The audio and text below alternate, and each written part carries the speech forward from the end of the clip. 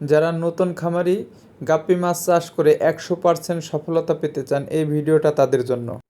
এই ভিডিওর মাধ্যমে জানতে পারবেন কিভাবে মাছ কখনো এক পিছু মরবে না এবং কখনো প্যারাসাইট রোগ হবে না, ফাঙ্গাস হবে না। সমস্ত রোগের 2টা ঔষধ, কি সেই ঔষধ জানতে পারবেন। ভিডিওটা টেনে টেনে দেখবেন না, তাহলে মিস হয়ে যাবে। 2টি ঔষধের প্রথম ওষুধটি হলো প্রতিটা ট্যাঙ্কে গাছ লাগাবেন এবং মাটি দিবেন। দ্বিতীয় ঔষধ হলো মাছকে সবসময় খাবার দিবেন খুবই কম, যে মাছ যেন 1 মিনিটের মধ্যে সব খেয়ে ফেলতে পারে।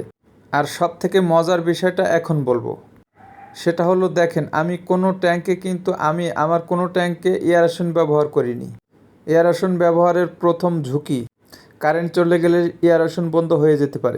সব সময় এয়ারেশন দেওয়া সম্ভব না। একটা জিনিস লক্ষ্য করেন তো, মানুষ খাল বিল নদী নালা পুকুরে কি কখনো এয়ারেশন সবসময় দিয়ে রেখেছে?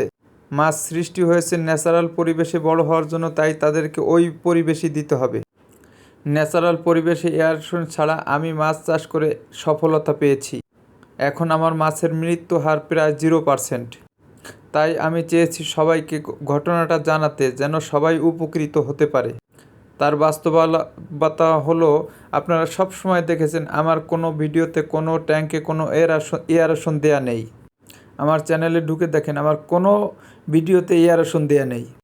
আমার ভিডিওটা যদি ভালো লেগে থাকে, আমার চ্যানেলটাকে সাবস্ক্রাইব করে রাখুন, আমার পেজটাকে ফলো দিয়ে রাখুন, যাতে করে নতুন কোনো ভিডিও ছাড়লে সবার আগে আপনার কাছে গিয়ে পৌঁছে যায়।